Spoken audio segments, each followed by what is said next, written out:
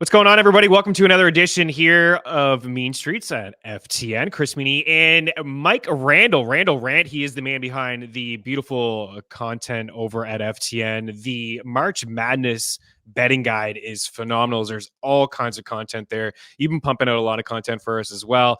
So I'm happy that we can chop it up. I know you're super busy. Got to check out the college basketball show. Got to check out the bracket reveal. Your first initial thoughts. We had Cutri jump on. We were talking about the West. I loved sitting back. I got home late from hockey. I sat back, did not have a martini, but I did have a glass of vino. And I just listened to you guys and your initial thoughts. It was just fantastic.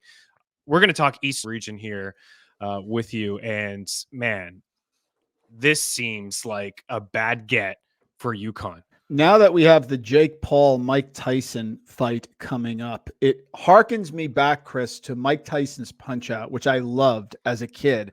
And I wait all year for these brackets to come out. So my first reaction when the East bracket came out was like I was Glass Joe going against Mike Tyson. Boom, UConn Big East tournament champ. Okay, yeah, I expected that. Boom, Iowa State Big 12 tournament champ. Oh, that hurts. Boom, Illinois Big 10 tournament champ. Okay. Boom, Auburn. I mean, what is going on here? Like, and the problem is, Chris, that the committee prioritizes the matching up and making sure that teams don't play each other if they're in the same conference, and they prioritize travel. They need to have a guy there in the back. And I'm more than willing to be this guy who says, excuse me, you have the 4 major conference tournament champions in the same. They don't care about that, though. They just follow what they do. This is a rough road, Chris, but I'll give you a little sleeper. I've seen brackets like this before. The team that comes out of here is going to be a big problem. That's how it works. They get battle tested. But got to figure out which team that's going to be. I mean, UConn has been the best team all year long. Again, no favors here. Auburn, I think, is my favorite of the bunch. When I watch them play, I just love the way that they play. You mentioned Iowa State and Illinois in here as well. So let's start with the bottom left part of the bracket. Is that quote unquote the easier path of the 4 with Illinois or potentially meeting up with Illinois? Or do you feel like Morehead State? I mean, that's a team that's getting a lot of buzz right now. Morehead State is getting a lot of buzz, and they should. Now, Chris, social media is so popular that people freak out and say, I don't want to follow the popular pick. Well, is it popular because the tweets that come by on your timeline say them, or is it really popular? I like Morehead State to win the game outright against Illinois in this matchup for several reasons. I want a low seed, Chris, that has height, because for years, North Carolina was never upset in the first round. Why? They had Tyler Hansborough. They had Zeller. They had guys inside John Henson, those type of players that you even go back to Eric Montross, who you couldn't match up with as a small school. Morehead State can do that. They are 44th in average height. They are great on the boards. Preston Spaulding has a team. We work together. We play for the front of our jersey, not the back type of guy.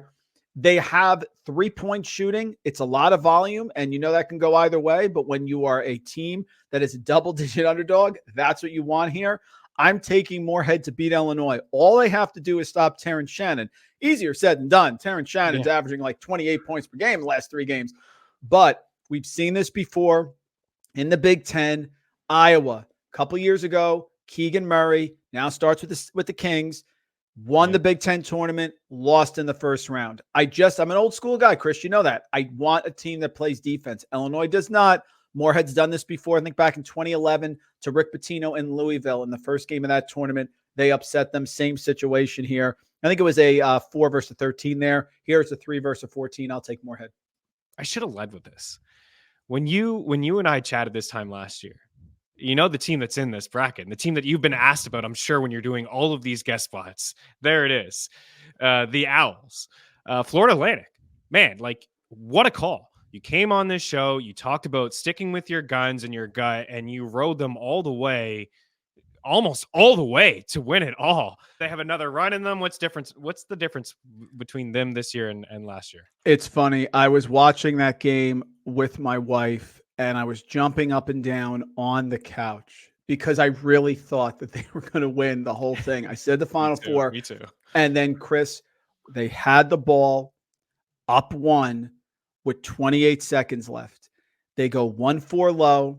There's no pressure from San Diego State. They are clearly saying, we will play defense to 7 seconds and then give us the ball. He's got Elijah Martin with the ball. He calls timeout. I start screaming on the couch in my living room to my wife, don't call timeout. Why? Why do you need a timeout? Now you got to get the ball back in bounds. Sure enough, they have to call another timeout. I knew that team inside and out, and it worked well. Now this year, they could have went one of two ways, Chris. They could have come back with a vengeance, or they could come back with the arrogance and the cockiness and the lazy passes, and that's what they've done. They play zero defense. Mike Cutri and I went to the Jimmy V Classic in November. We saw them against, shockingly, Illinois. Zero defense. Ole defense. It's okay. We'll shoot a 3 on the break with no one in the basket. That's how they play. It's not going to work. Now, listen, this first-round matchup with Northwestern, no Ty Berry. Matthew Nicholson, the big man, is also out. I like Northwestern. I could see them maybe getting past. They are not beating UConn. So I have FAU out in the first round because if you can lose to Temple, you can lose to Northwestern without Ty Berry. All right. But I don't see it. It's the defense. They play close games. They don't tighten it up. Too loosey-goosey. They're up 5 with 30 seconds left against North Texas in the tournament game. They pull up from 3. Yeah. Like just idiotic is what they do. Yeah. They're very cocky. That's why I'm not on them this year. It's certainly entertaining, but that doesn't get it done at this time of the season. You need to have some sort of smarts there. They'll have to figure that out pretty quickly if they do end up playing UConn. Okay, so let's wrap this up here in the East.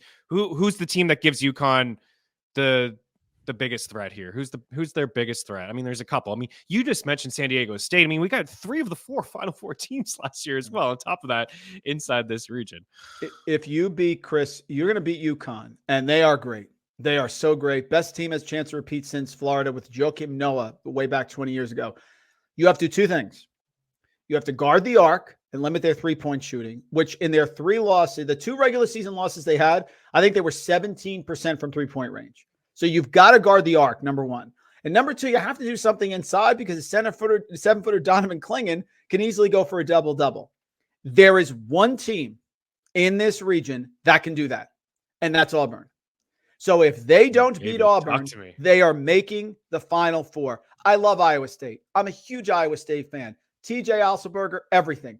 They can't do it. There is no team that can beat Auburn, that can beat UConn, except for Auburn. That's the one. And you want to go down narrative street, Chris, and they were in the top 12 of the Week 6 AP poll, right? They were. They have to be top 50 in adjusted offensive efficiency and top 20. Auburn is. It's only Auburn. They got Jaheim Broom inside, who's fantastic, who can match up with Clingan, so you don't need to double. And they guard the arc really well. That's the team. If UConn beats Auburn, they're going to the Final Four. The only team that can stop them is the Auburn Tigers. I think they're going to. Okay. All right. Heard it there. I brought this board up, so maybe a little bit of value there in Auburn at plus 380s. Anything else that stick out? Like who could be this sneaky squad here? Maybe it is Moorhead, but it's just so tough, right? Like you beat one powerhouse, you got to beat another powerhouse, and you probably got to beat another powerhouse. So it's just, it seems like it's top of the board or bust. I like the 380 but with Auburn personally. Yeah, I do. I love Iowa State. I worry about them, Chris, because there's going to be a game they don't make threes, and they don't have a lot of players who can get into gaps. So they have to control the pace. I'm a little worried about their opening round game, to be honest with you. Yeah. I think they'll get it, but I think South Dakota State's very live with the 16 points. I love Iowa State, but that's my heart, not my head. Illinois plays no defense. BYU's okay. San Diego State can't throw the ball in the ocean. FAU, forget it. No, there's no value. It's Auburn. Auburn or bust for me. I think a lot of people are going to pick FAU in that first round just because of what they did. When I hear analysis from people, like I was watching Around the Horn and I forget what 4 we're on, and they were all just like FAU, and they just went back to last year. But you just talked about it. It's very different feeling and vibes. Chris, you want to bet? Take Boo Buie, Northwestern's guard, is amazing. He is one of the best leaders. Take his over in his points. They can't shut anybody down. So even if you think it's close and they're going to win, Boo Buie's going to score. Love it. All right, we'll get you out here on this Final Four predictions, and everybody go check out the College Basketball Show. Check out the thought process between you and Cutri. I got a link inside the description of this video, and you'll be with people the entire way talking about the Madness tournament. But we're going to share a little Final Four pick with us from this region, from the East, from just all together. You got it. Start in the East, it's going to be Auburn because they're going to beat UConn. Go to the South. I think it's going to be an all Wisconsin final. And that, Chris, is not just because my best friend works for the Milwaukee Bucks. I have Wisconsin versus Marquette in the final. I have Marquette going through because I think as long as Tyler Kolek's healthy, they had a couple weeks here where they played without him. That makes a team better. In the bottom, I've been on Tennessee. It's Tennessee versus Purdue. Purdue has a cakewalk to the Elite Eight. They're going to play Tennessee. Rick Barnes, Matt Painter. No one's been to a Final Four with their current teams. Rick Barnes is going to get there. When he coached Texas back in 2003 with TJ Ford, they made the Final Four. They also lost their first round conference tournament game to Texas Tech. I don't know if they can win the title, but I think they can get there. And finally, got to have the blow-up bracket. And I think in the West, anyone can do it from seeds 3 to 11. I am taking Clemson. I know it's like vegetable lasagna, and no one thinks it's great. It's just kind of okay. Clemson has a veteran team. They have PJ Hall inside. Joe Girard can make threes. Shiflin's the glue guy. Chase Hunter. The only reason not to like him, it's Brad Brommel, and it's Clemson. But we've seen this before. And this is a team in a bracket that's very wide open. They make 81% of their free throws. And Chris, they won in North Carolina, and they basically won at Duke, except for the ridiculous foul call with a second left. That's good enough for me. Good enough for me too. The West we have dubbed as the chaos bracket, the chaos part of the bracket, the region. I think we could see those top seeds get bounced early, and you just alluded to it. Fantastic stuff there, Randall. Love it. You and Walt seem to have a lot in common when it comes to Tennessee and Wisconsin as well. That's not a bad guy to be on the same page with. Check out the College Basketball Show. Subscribe to our FTN YouTube page. When you're subscribed, you're going to get notified right away when Mike goes live, and he'll be with you throughout the entire tournament. Appreciate it, buddy. Good luck with your picks. We'll talk soon. Thanks, Chris.